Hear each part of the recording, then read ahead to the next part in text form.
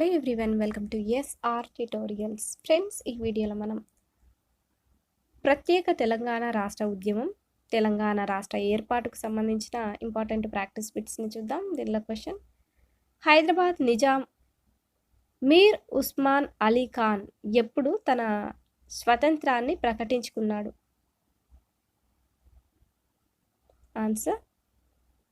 Answer వచ్చేసి option 1 August 13, 1947 సంవత్సరం.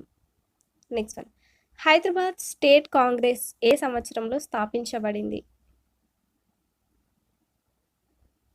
ఆన్సర్ని గెస్ చేసినట్లయితే కామెంట్లలో తప్పకుండా తెలియచేయండి. అలాగే వీడియోని లైక్ చేయండి. ఆన్సర్ వచ్చేసి 1938. హైదరాబాద్ స్టేట్ కాంగ్రెస్ ఏ సంవత్సరంలో స్థాపించబడింది? 1938 సంవత్సరంలో. నెక్స్ట్ వన్: హైదరాబాద్ రాజ్య ప్రధానమంత్రి మీర్ లాయక్ అలీ ఎవరి సహకారంతో 24వ తేదీ ఆగస్టు 1948 నాడు భారత ప్రభుత్వంపై ఐక్యరాజ్య సమితి భద్రతా మండలిలో ఫిర్యాదు చేశాడు? ఆన్సర్ సర్ వాల్టర్ మాంగ్టన్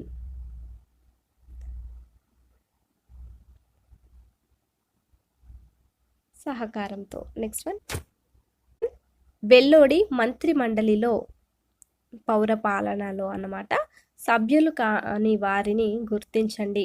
వెల్లోడి మంత్రి మండలిలో సభ్యులు కాని వారు ఎవరు అంటే ఖాజీ అబ్దుల్ గఫార్, వినాయకరావు కోరాట్కర్, ఇంకా బూర్గుల రామకృష్ణారావు, నవాబ్ జైన్ యార్జంగ్ వీరందరూ కూడా సభ్యులే.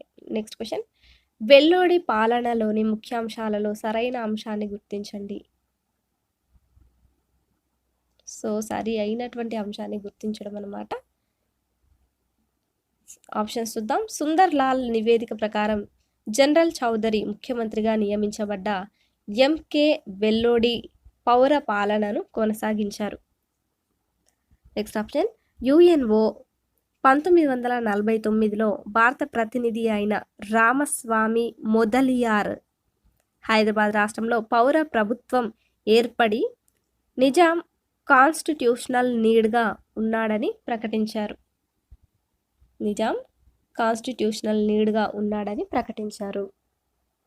ఇది కూడా కరెక్టే. నెక్స్ట్: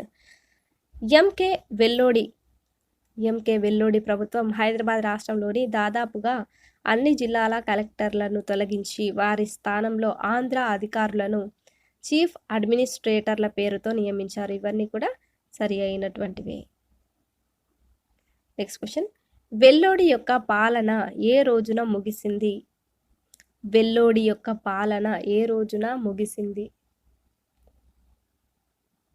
ఆన్సర్ 1952 సంవత్సరం జనవరి 31వ తేదీన. నెక్స్ట్: బూర్గుల మంత్రివర్గంలో కేవి రంగారెడ్డి ఏ శాఖ మంత్రిగా వ్యవహరించారు? ఆన్సర్ ఎక్సైజ్, ఫారెస్ట్, రెవెన్యూ శాఖ మంత్రిగా వ్యవహరించారనమాట. నెక్స్ట్ వన్: మాతృభాషలో విద్యా బోధనను ప్రవేశపెట్టిన మొట్టమొదటి రాష్ట్రం ఏది? హైదరాబాద్. నెక్స్ట్: వరంగల్ జిల్లా నుండి కొన్ని భాగాలను వేరు చేసి ఖమ్మం జిల్లాను బూర్గుల ప్రభుత్వం ఎప్పుడు ఏర్పాటు చేసింది? 1953 అక్టోబర్ 1వ తేదీన. నెక్స్ట్ క్వశ్చన్: నిజాం ప్రభుత్వం భారత ప్రభుత్వంతో యథాతథ స్థితి ఒప్పందం ఎప్పుడు కుదుర్చుకుంది? 1947 నవంబర్ 29వ తేదీన. నెక్స్ట్: ఎవరు అందజేసిన పతాకాన్ని స్వామి రామానంద తీర్థ 1947 ఆగస్టు 15వ తేదీన హైదరాబాద్లోని సుల్తాన్ బజార్ చౌరస్తా వద్ద ఎగురవేశారు?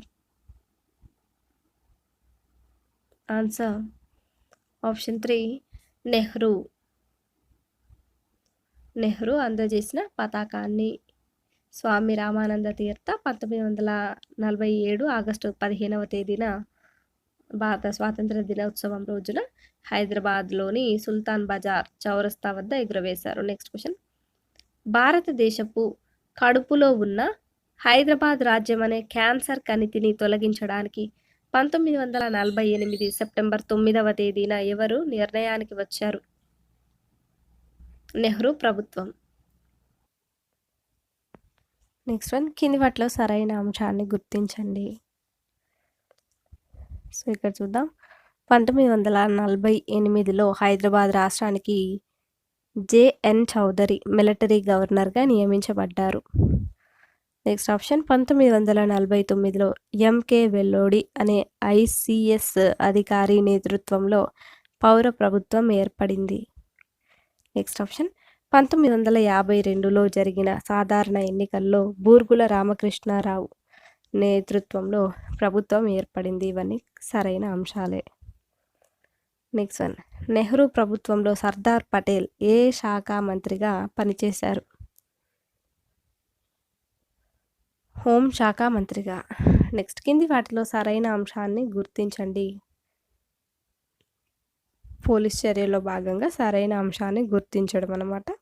సో ఇక్కడ చూద్దాం. పోలీస్ చర్య సంపూర్ణంగా సదరన్ కమాండర్ జిఓసి అయిన లెఫ్టినెంట్ జనరల్ మహారాజ్ సింగ్ నేతృత్వంలో జరిగింది. పోలీస్ చర్య అనేది షోలాపూర్ నుంచి మేజర్ జనరల్ జేఎన్ చౌదరి దాడులు జరిపారు. విజయవాడ నుంచి మేజర్ జనరల్ రుద్ర దాడులు జరిపారు. ఇవన్నీ కూడా సరైనటువంటి అంశాలే. నెక్స్ట్ వన్, హైదరాబాద్పై పోలీస్ చర్య సమయంలో భారత ఏజెంట్ జనరల్ ఎవరు? కేఎం మున్షి. నెక్స్ట్, హైదరాబాద్పై పోలీస్ చర్య సమయంలో నిజాం సైన్యాధిపతి ఎవరు? EL Edroos. Next one, police చర్యకు 1948 సెప్టెంబర్ 17వ తేదీన జరిగినటువంటి పోలీస్ చర్యకు సంబంధించి సరైన అంశాన్ని గుర్తించండి.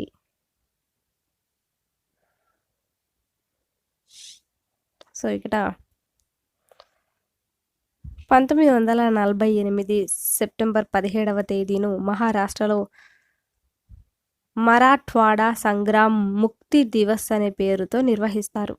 కర్ణాటకలో హైదరాబాద్ కర్ణాటక విభజన దినం అనే పేరుతో నిర్వహిస్తారు. తెలంగాణలో విమోచన దినోత్సవం అనే పేరుతో నిర్వహిస్తారు. ఇవన్నీ కూడా కరెక్టే. నెక్స్ట్, భారతదేశ కడుపులో ఏర్పడ్డ హైదరాబాద్ రాజ్యం అనే పుండు తొలగిపోయింది అని పేర్కొన్నది ఎవరు? భారతదేశ కడుపులో ఏర్పడ్డ హైదరాబాద్ రాజ్యం అనే పుండు తొలగిపోయిందని పేర్కొన్నది ఎవరు? సర్దార్ వల్లభాయ్ పటేల్. నెక్స్ట్, ఆనాటి మిలిటరీ గవర్నర్ కార్యనిర్వాహక మండలి సభ్యులకు సంబంధించి సరైన జత గుర్తించండి.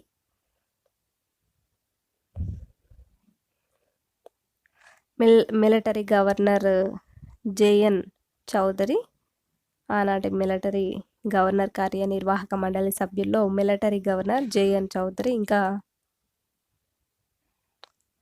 Chief civil administrator DS Bakhle. Next, additional chief civil administrator DR Pradhan. ఇవన్నీ సరైనటువంటివే. నెక్స్ట్ వన్, 7వ నిజాం మీర్ ఉస్మాన్ అలీ ఖాన్ తెలంగాణ రాజ్ ప్రముఖుగా ఏ రోజు నుంచి వ్యవహరించారు? జనవరి 26, 1950 నుంచి. నెక్స్ట్, కింది వాటిలో సరైన అంశాన్ని గుర్తించండి. సో ఇక్కడ జేఎన్ చౌదరి చేసినటువంటి సంస్కరణల్లో మొదటి ప్రధానమైంది ఫర్మానా. 1949 ఫిబ్రవరి 6వ తేదీన విడుదల చేయబడింది ఫర్మానా. నెక్స్ట్, ఆ ఫర్మానా ప్రకారం నిజాం సొంత ఆస్తిగా పరిగణించే సర్ఫేకాస్ కరెన్సీ అయినటువంటి హాలీ సిక్కా రద్దు చేయబడింది. ఇంకా హైదరాబాద్ రాష్ట్రంలో ప్రభుత్వ కార్యాలయాలకు శుక్రవారానికి బదులుగా ఆదివారం సెలవు దినంగా మార్చబడింది. నెక్స్ట్, ప్రభుత్వం హైదరాబాద్ రాజ్యంలో ఉన్న జాగీర్దారీ వ్యవస్థను రద్దు చేయడంతో పెద్ద మొత్తంలో భూములు ప్రభుత్వం ఆధీనంలోకి వచ్చాయి. ఇవన్నీ కూడా సరైనటువంటి అంశాలే. నెక్స్ట్ వన్, హైదరాబాద్ రాజ్యంలో పోలీస్ చర్య తర్వాత ముస్లింలపై జరిగిన దాడులను విచారించడానికి గాను 1949 అక్టోబర్లో భారత ప్రభుత్వం ఏ కమిటీని నియమించింది?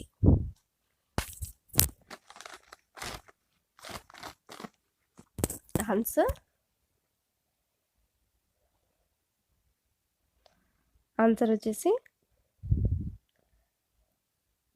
ఆప్షన్ 1 సుందర్లాల్ కమిటీని. నెక్స్ట్, సుందర్లాల్ కమిటీ ఢిల్లీలో కేంద్ర ప్రభుత్వానికి తన నివేదికను ఎప్పుడు సమర్పించింది?